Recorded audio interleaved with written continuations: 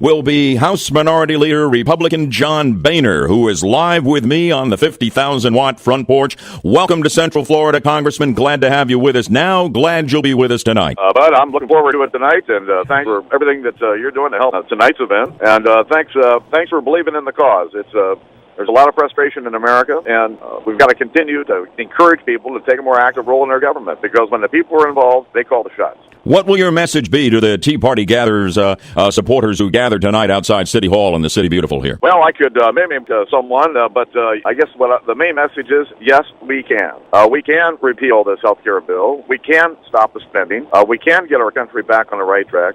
But it's going to take the American people's engagement in this process with us to make it happen. You certainly can't do that without the configuration in Congress, both houses changing, correct? You need the votes. We need to take control of the House, and we can take control of the Senate. That'd be great as well. But remember, all spending bills and all tax bills start in the House of Representatives under the Constitution. And as a result, if the funding isn't there, the funding isn't there. Very interesting. Whether it's their health care sure. or all of this other unnecessary spending that's coming out of Washington. By the way, we've been talking about your appearance at the Tea Party tonight. It's controversial for some of our Tea Party patriots to even have an elected official speaking because they consider, the way it's going in Washington, be it the Democrats, be it the Republicans, that the people are not being well represented and well served. I'd like to ask you what you believe the impact of the Tea Party movement has been on Congress and the president, and your take on the Tea Party movement in general, sir. Well, as I said earlier, when the American people speak up, Washington listen. And what the Tea Parties have done around the country, and I've been to my fair share of them over the last year,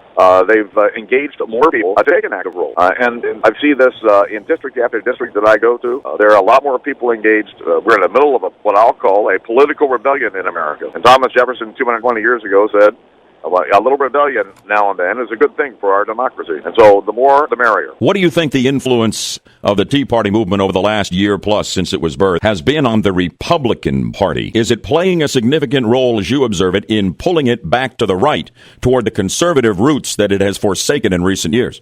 Well, I do believe that the engagement of the Tea Party folks and millions of other Americans have focused more attention on spending and trying to control spending, much more so than I've seen in the 20 years that I've been in Washington. And I think this is healthy because, as I said before, when the American people are engaged in their government, Washington will listen. How worried are you that the Tea Party's supporters are just so angry and fed up with the Republican Party forsaking its conservative roots? People in 06 and again in 08 who ran as conservatives and then didn't govern as conservatives, got thrown out of office, and that helped put Obama and his people in. How concerned are you that level of anger toward the Republican Party in recent years will be to the point that a lot of conservatives will simply not vote in the midterms or will form their own third party, a formal Tea Party that would split the conservative vote and hand victory in the midterms to the Democrats, keep them in power? How concerned are you about that? Well, I understand the anger. I understand the frustration. As someone who was there and witnessed a lot of it, I was as angry and frustrated as many Americans. And I've told my colleagues,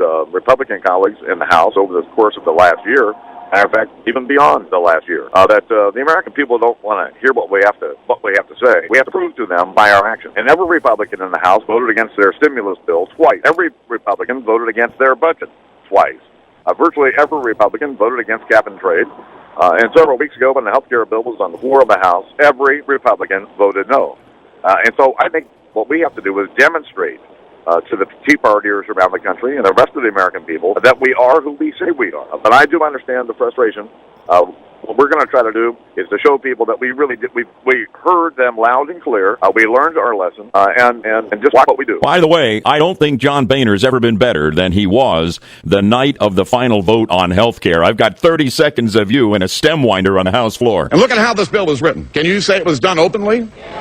With transparency and accountability? Without backroom deals and struck behind closed doors? Hidden from the people? Hell no, you can't! Have you read the bill?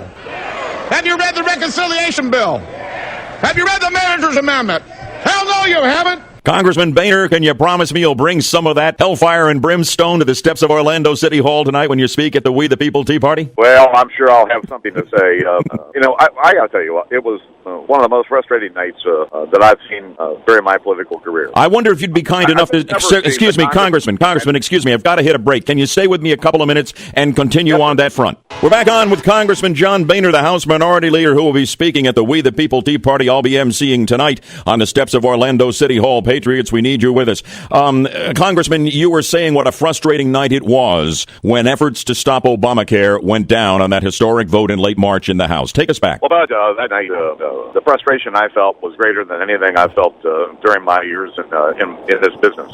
And it's because I've never seen a bill pass the House of Representatives that the American people knew about, the American people had discussed, debated, and had decided no. And yet, watching the House of Representatives defy the will of the American people and force this bill through with every backroom deal, bribe, pressure known to man, every legislative trick, to defy the American people. And this is why the anger that's out there, the frustration that's out there, and frankly, I think a lot of this is now turning to resolving that the American people are going to do something about this. What's Nancy Pelosi like? I'm told that on a personal level, she's actually quite nice. Politically, I'm sure you see it another way, but you know Nancy Pelosi in a way none of us do. Talk about her. Well, we're the respective leaders of our parties in the House of Representatives. There are a number of institutional responsibilities that we have together. And so I have a good relationship with her. We meet with, prime ministers and presidents of countries, and we do a lot of institutional matters together. But rarely do we ever discuss real policy. She's a San Francisco liberal.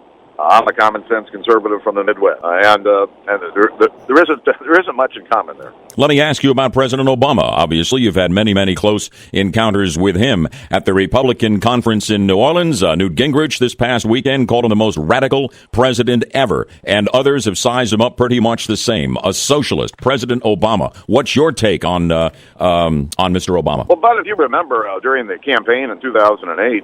It was pretty clear from all of the indexes that he was the most liberal United States senator. But I've got to tell you, that's really hard to do, to get left of Barbara Boxer, Pat Leahy. You can get down the long list. How about Bernie Sanders, the socialist from Vermont? Yeah. It's hard to be the most liberal United States senator.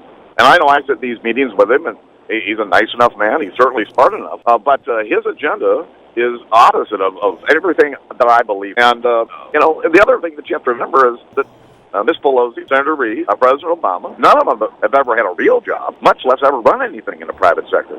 And so all their faith and confidence is in government. I ran a small business. I know what it means to meet a payroll. And it's just not their agenda. Let me ask you a tough question, because it comes up on this show a lot. Do you believe that President Obama is out to destroy America or just remake it? And in his mind, he genuinely believes that his vision for the direction this country will be better for America? Or is he out to destroy it? No. I do believe that he's trying to implement his vision. The left sees this opportunity right now as the best opportunity they've had in 50 years to put their imprint on where the future of this government is going. And whether it's the takeover of the auto companies, when you look at this financial regulatory bill they're moving, their takeover of the banks and the entire financial structure. And when you look at this healthcare, 160 commissions, board, mandates, they didn't get their single-payer option that they want. They didn't even get their government option that they want.